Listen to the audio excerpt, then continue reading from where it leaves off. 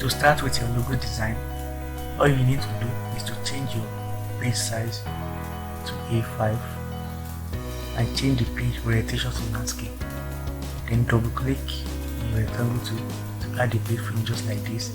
Then right click to take off its outline. Now click on your interactive view tool.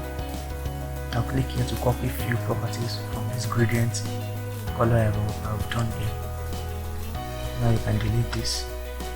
So click on your text tool and type letter G on your keyboard. Then increase it a little bit. Now change the font to area black. Now press the top key to centralize it. Now increase it by holding shift to make all sides equal. So after that, press Ctrl Q on your keyboard to convert it to curves. Now give it white color. Then click on interactive view tool again. Go to this side and choose on conical. Now click here, double click here, and give it this gray color here. This place also will be the same step. Give it gray color. Now here, give it white color, and here also white color. So now adjust it a little bit. Bring this down. And bring this down.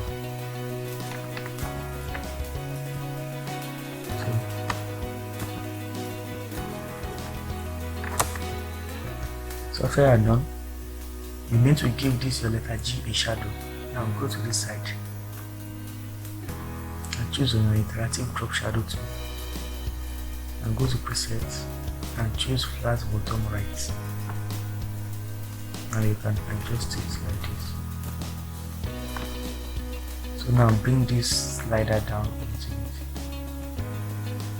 bit. So after you are done, this feathering, reduce it to 12 and drop the 2.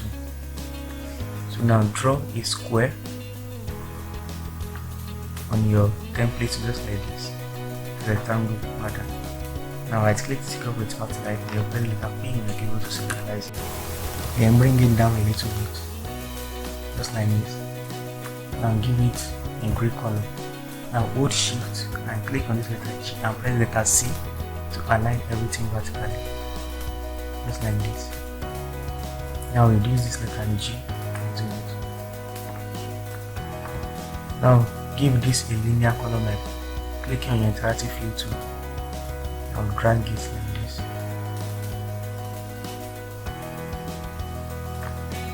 Now bring this in a little bit. Now click on this side and give it this color. Here also, give it this color. And here, give it this color. Now drop the 2. After that, click on your text tool and type graphics. Now drop it, change the font to area black. Now bring this down here. Now increase it to 40 points. Now hold shift and click on this rectangle. Press letter C and E to align everything vertically and horizontally. And this. Increase it again. Now hold shift. So after that, click on it, go to bitmap, click convert to bitmap and click OK. So after I've converted to bitmap, now click bitmap, go to 3D effects and choose emboss. So now after I've chosen it, now preview the effects, reduce this level a little bit and bring this depth up, increase it like this. Now click OK. Now with this rectangle, you need to give it a shadow.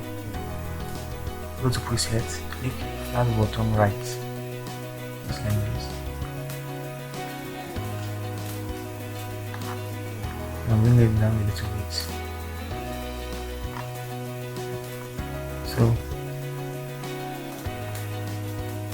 drop the tool, then highlight everything, the graphics and the keyboard and the rectangle, and press letter C and E to align everything vertically and horizontally. Now press Ctrl G to group it, align everything, and press letter C to align everything vertically, then press Ctrl G to group it, then press letter P on your keyboard to centralize it. So after that, click on this, right click here to take off the outline, then align everything and group it. So that's all for today. If you have any questions to ask me, put it down in the comment section and I will answer everything. Thanks for watching, and I will see you in the next video.